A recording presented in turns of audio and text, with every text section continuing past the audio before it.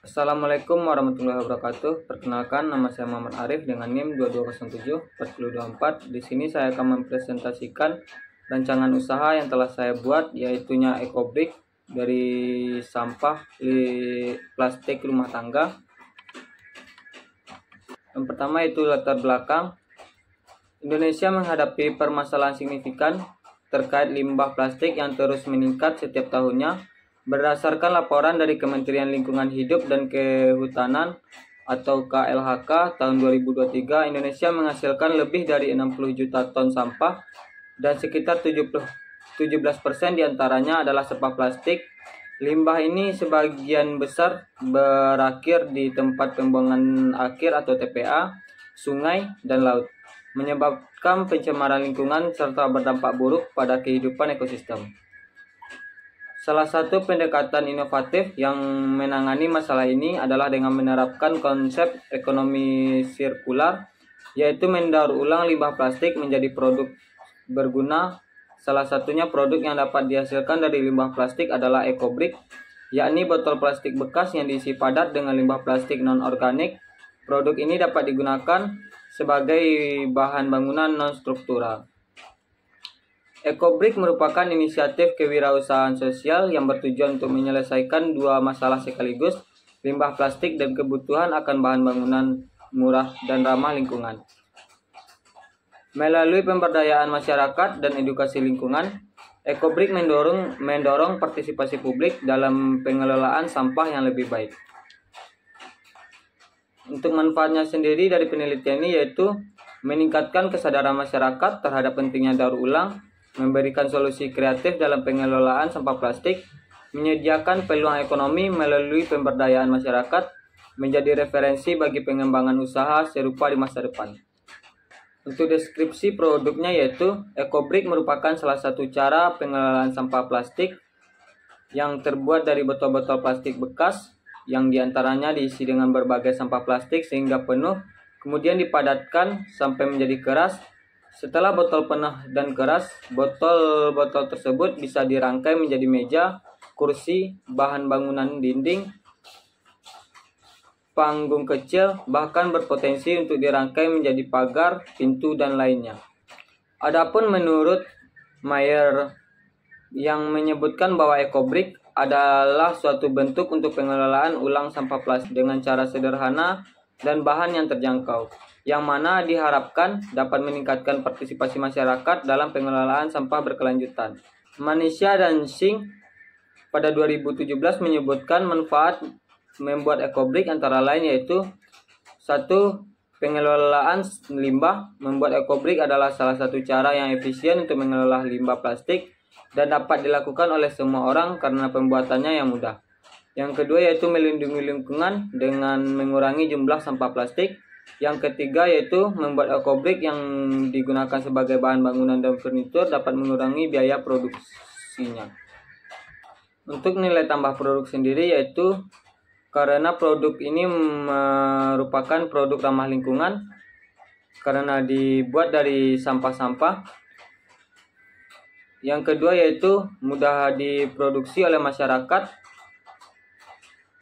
Yang ketiga yaitu biayanya rendah dengan nilai yang tinggi. Yang keempat yaitu solusi untuk dua masalah yaitu limbah dan bangunan murah. Untuk targetnya yaitu sekolah dan lembaga pendidikan yang kebutuhan utamanya yaitu untuk edukasi daur ulang dan proyek lingkungan. Yang kedua yaitu komunitas sosial dan lingkungan dengan kebutuhan utamanya yaitu sebagai bahan bangunan dan kegiatan sosial. Yang ketiga yaitu MKM kreatif yang kebutuhan utamanya itu untuk material produk ramah lingkungan. Selanjutnya yaitu pemerintahan daerah yang untuk kebutuhan utamanya itu untuk solusi program pengelolaan sampah dan CSR. Selanjutnya yaitu untuk individu yang dimana untuk individu ini biasanya untuk gaya hidup hijau dan kebutuhan kreatif. Untuk strategi pemasaran usaha yaitu yang pertama itu produk. Produk utama usaha ini adalah EcoBrick dan produk turunannya yang terbagi menjadi beberapa kategori. Yang pertama yaitu EcoBrick siap pakai, yaitu untuk bahan konstruktif alternatif, contohnya itu tembok, pagar, dan taman. Selanjutnya yaitu produk kreatif EcoBrick seperti meja, kursi, pot tanaman, dan bangku taman. Selanjutnya yaitu paket edukasi dan pelatihan EcoBrick untuk sekolah, komunitas, dan CSR perusahaan. Selanjutnya itu jasa pembuatan EcoBrick massal untuk proyek pembangunan sosial atau kampanye lingkungan. Yang kedua yaitu price atau harga. Strategi penetapan harga disesuaikan dengan segmen pasar dan nilai tambah sosial. Untuk segmen sekolah dan komunitas, untuk harganya itu harga subsidi atau edukatif. Untuk perusahaan atau CSR, kita bisa menggunakan harga premium berbasis proyek. Untuk UMKM, harganya bisa harga grosir atau kolaboratif. Dan untuk individu, kita sesuaikan dengan harga, yang penting harganya bisa terjangkau.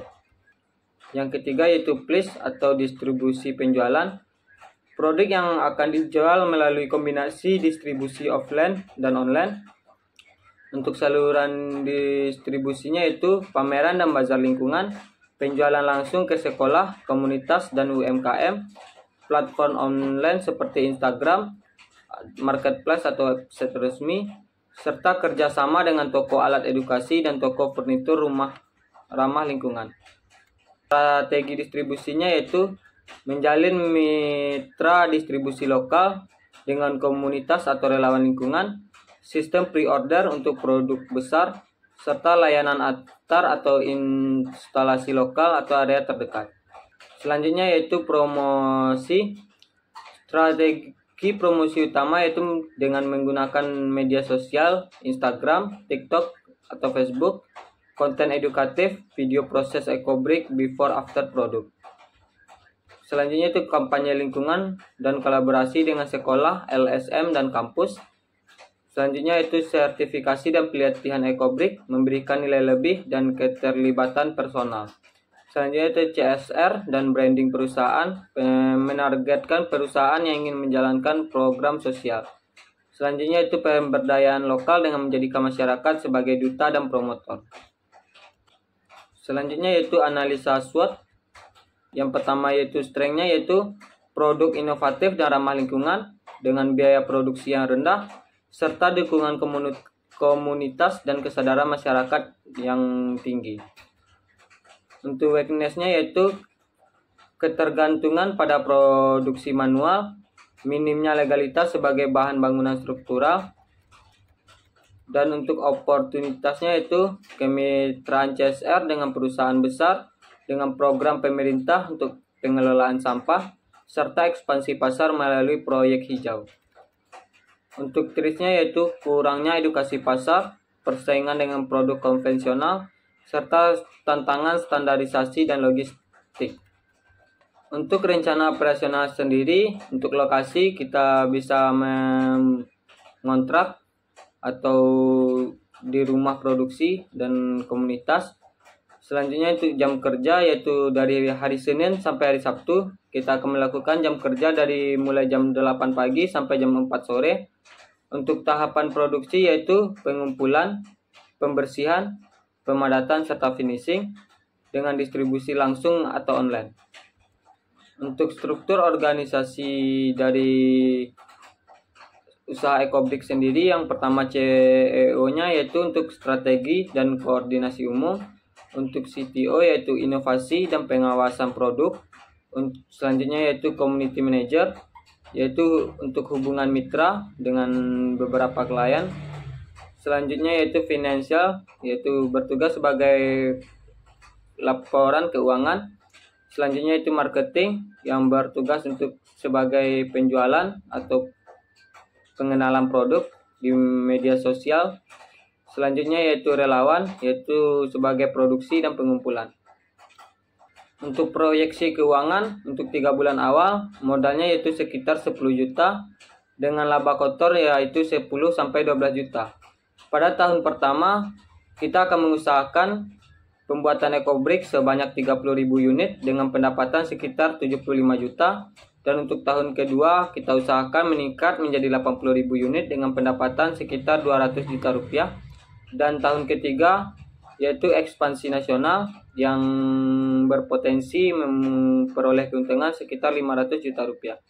Untuk penutup dari presentasi hari ini yaitu EcoBrick merupakan gagasan bisnis sosial berbasis inovasi yang berorientasi pada solusi lingkungan dengan mengubah sampah plastik rumah tangga menjadi produk konstruksi yang berguna.